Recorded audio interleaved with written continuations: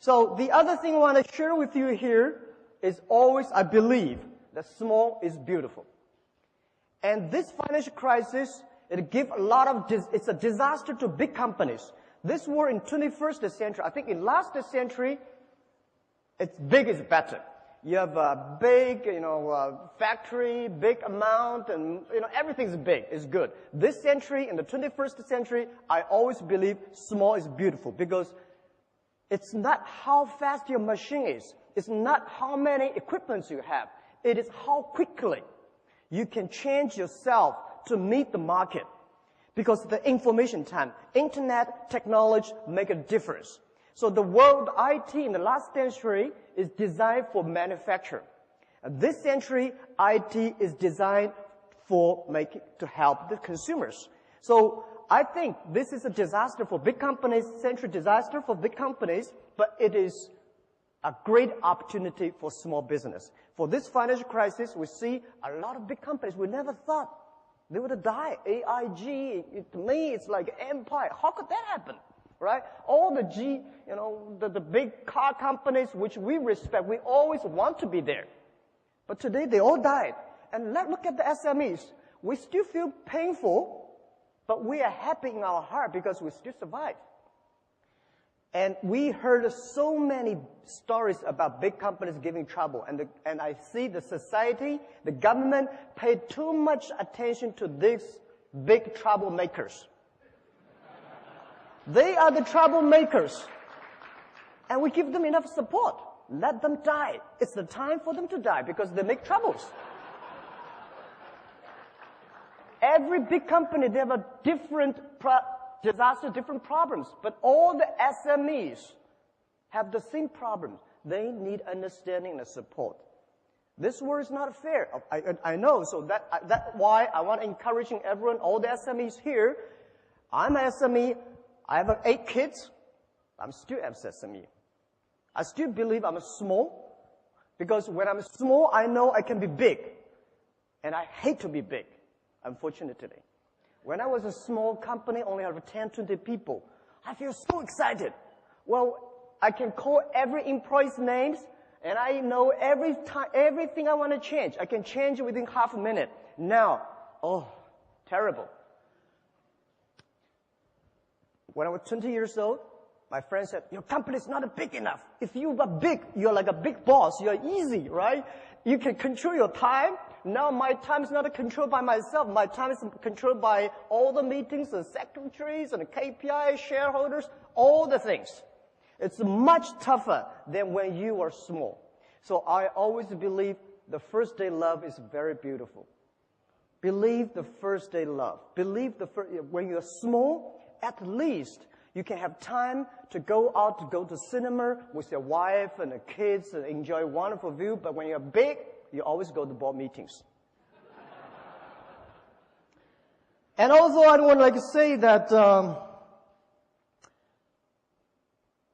I give you some today. I come here. People say, Jack, you did not prepare. Why you don't have a PPT? I never prepared PPT. I'm not good at the technology. I was trained to be a high school teacher.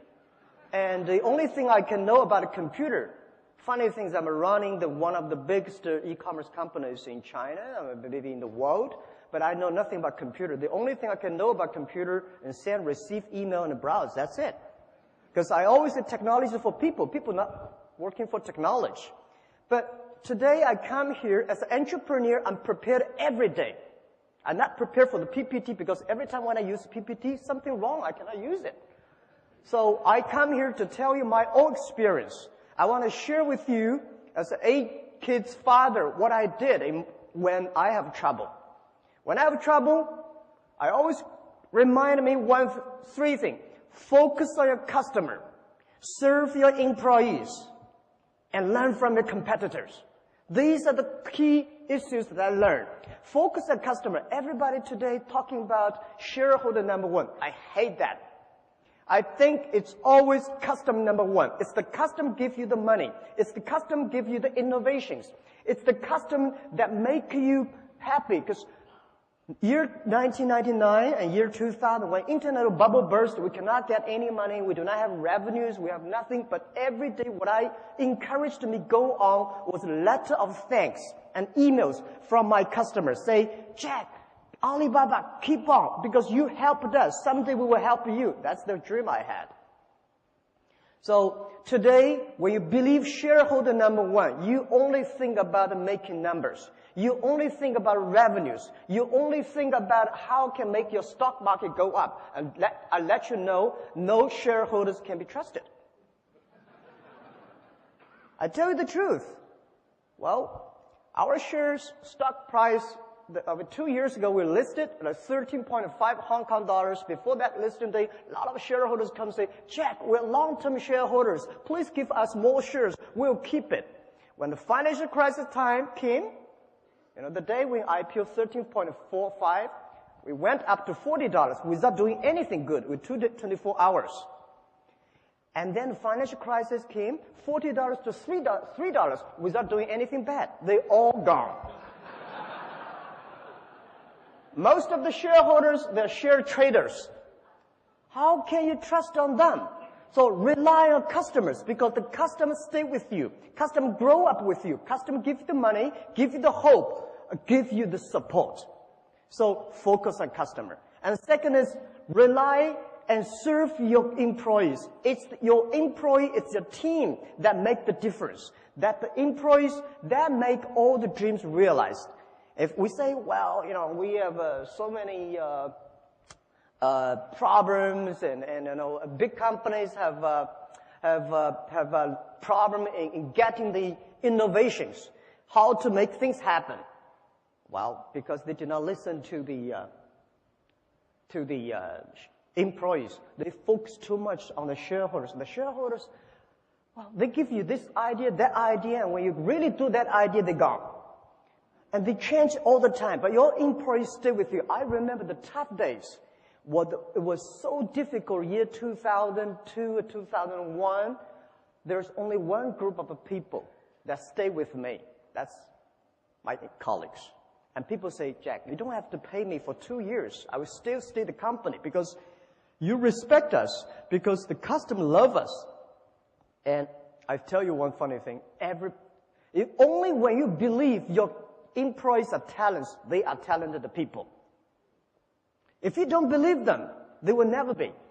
My mistake I made when I was year 2000, we raised $5 million US.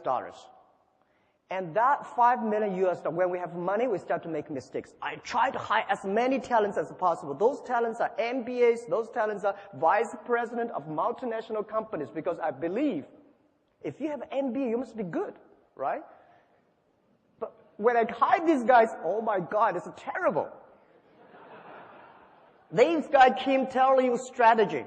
I only have $5 million. I remember one of the vice president of marketing said, Jack, this is the budget for next year's marketing. I say, what is that? $12 million US. I said, I only have $5 million. He said, I've never done any plan below $10 million. When something wrong, it's always your fault. Because you never know. So try to find the right people, not the best people, all the employees. You try to find. So if you try to hire great people in your own company, which your company is not good enough at that time, just like a poor Boeing 7, if you want to put a Boeing 747 into a poor tractor, when that grows, your tractor never fly into pieces. So my suggestion is that look at your employees, develop them. Only when they are developed, your company will be developed.